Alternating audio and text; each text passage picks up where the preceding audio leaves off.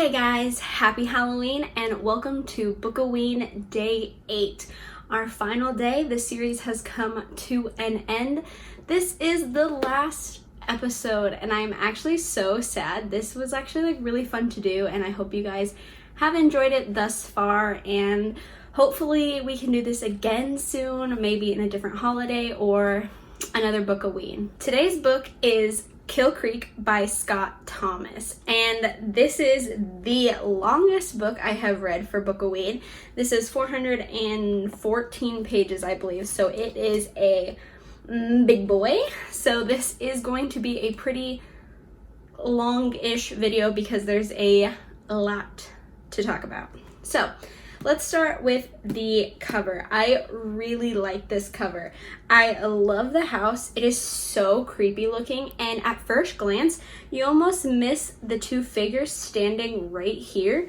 I actually didn't notice it at first, which I think is actually a really cool touch because the closer you look, the more details you see. I also really like the font for the title. It looks like blood, like someone wrote it with blood, which I think is really cool. It's just very interesting. I really like this cover. So let me read you, not the back, the inside of the book this time. It says, "At the end of a dark prairie road, nearly forgotten in the Kansas countryside, is the Finch house. For years it has remained empty, overgrown, abandoned.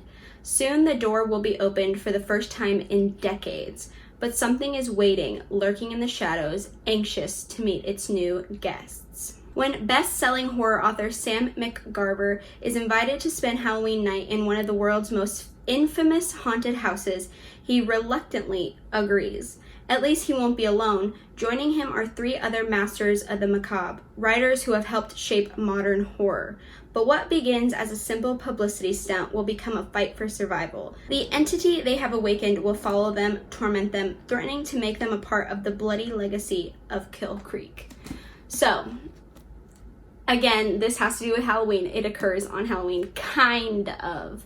This book takes place long after Halloween as well, but it does have some sort of Halloween in it, so I still think it's worth a mention. And I have a lot to say about this book. I know I say that in every book review. I say I have a lot to say and then I don't say a lot, but I think I have a lot to say, and in this one I do have a lot to say. First off, the synopsis is going to be a kind of long one, so let's get started. The book begins with Sam McGarver, a famous horror author who is teaching an introductory class on horror literature. He's talking about gothic themes and traditions that you can find in books and movies. He's interrupted with a question that is, what makes you write horror? And he's very thrown off. He doesn't really know how to answer it. You can tell he's struggling a bit with something that's not horror related, like not his writing, and he just doesn't know how to answer it. But luckily the bell rings and class is dismissed, so he doesn't have to answer it. After class, he ends up meeting with his publisher at a bar, and this is where you learn that he has not written a book in over a year and he is currently separated from his wife. It seems as though something is preventing Sam from being able to write. He just can't write. Next, you meet another horror author. This is T.C. Moore, and she takes her horror writing very seriously. She writes very gruesome, intense, sexual-based horror. That's her thing. She's very in that genre of horror. She's at a meeting with the men who bought the rights to her book Cutter, and they're making it into a movie. However, at this meeting, they tell her that they're going to tone down the book a bit and kind of make it PG-13-ish. And she leaves that meeting very much telling them how that makes her feel in a very T.C. Moore way. Moore and Sam get invited by Wainwright, who owns Right Wire, a popular horror site, to do a 2-day interview. Of course, there's a catch. Neither of them knows what the interview is going to entail or what it's even going to be like. They also don't know that they're going to be joined by a few other authors. When they arrive at the interview, Sam and Moore meet first, and then followed by Daniel Slaughter, who writes teen horror, kind of like an R.L. Stine, if you will. Then Sebastian Cole comes in, and this is one of Sam's inspiration. He's the reason Sam is writing horror. He's basically everything to Sam. Obviously, Wainwright is not wanting to do a regular type of interview. They all figured that out as soon as they all met each other. So instead, he wants all 4 great horror authors to spend a night in an infamous haunted house, Kill Creek, on Halloween. Each author agrees to go hesitantly. They really didn't want to, but all of them are kind of needing this publicity. They all are having a little bit of struggles. Obviously, Moore has someone that is trying to take over her book and rewrite it for a movie, and she's not very happy. Sam can't write a book at all. He's stuck. Daniel Slaughter, who is writing teen horror novels, is kind of losing his fan base. And then Sebastian Cole is an older horror author who is just kind of getting older, you know, he's just getting old. So when the interview starts, they're each blindsided, obviously. Wainwright does not hold back in the interview, even though he kind of told them he wasn't going to ask them super personal questions or super invasive questions. He basically lies. He wanted it to be very chaotic. He wanted them to get upset. He basically wanted them to be blindsided because they are live streaming this interview at Kill Creek. He's gonna make this basically like a viral YouTube video. He wants it to go crazy viral. They're all very upset. Sam especially was very, very, very mad at Wainwright for blindsiding him. He's dealing with things, and then Wainwright bringing stuff up just made him more upset.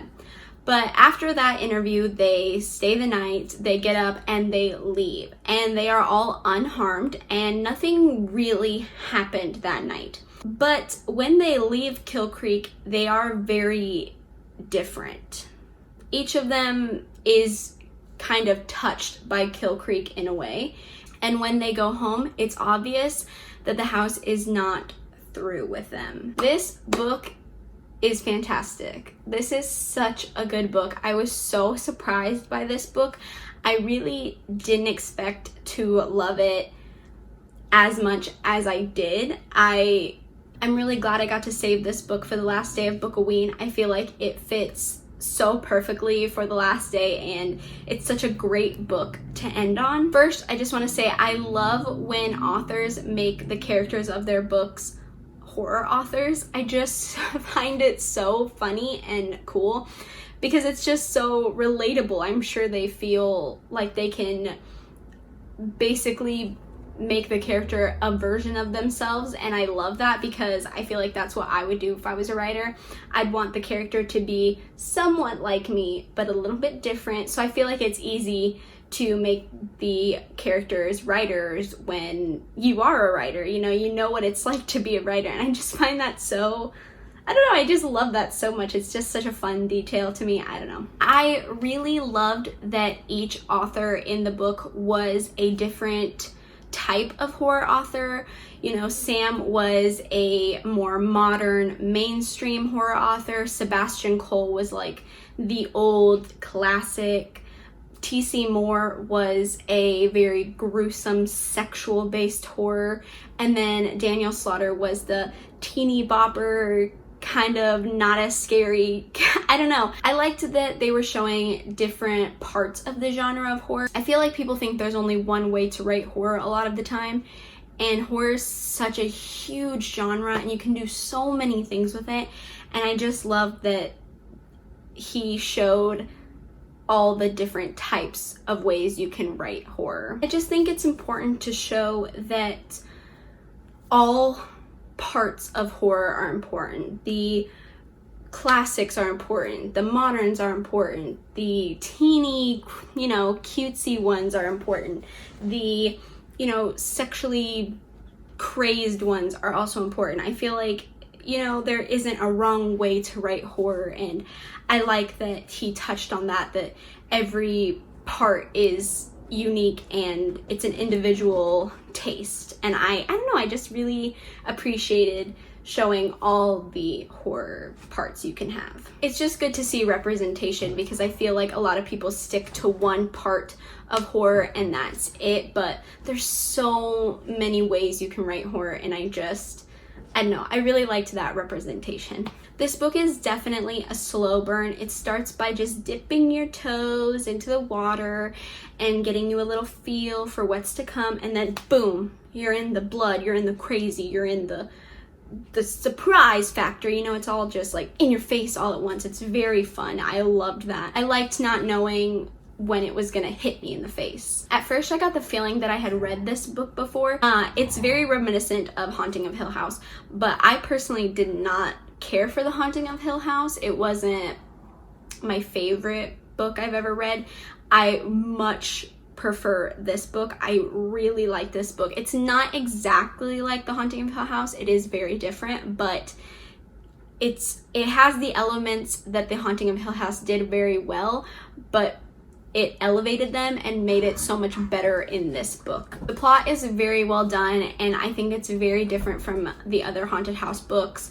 I think it just has a good spin on it, and it is different, but it has the classic elements of the haunted house books that we all love and have grown to know. The characters are what made me really like this book, though. I wanted to root for every single one of them. I liked them all individually. I liked them together as a group. That's very hard for me in a book usually. I usually don't care for a lot of the characters, so he did very well making the characters likable and wanting me to root for them and for me to enjoy their personalities individually and together. This book is 414 pages of pure horror. This is a great book. I don't know if you've caught on that I really liked this book. I really liked this book. This has to be one of my favorite haunted house books I've read so far.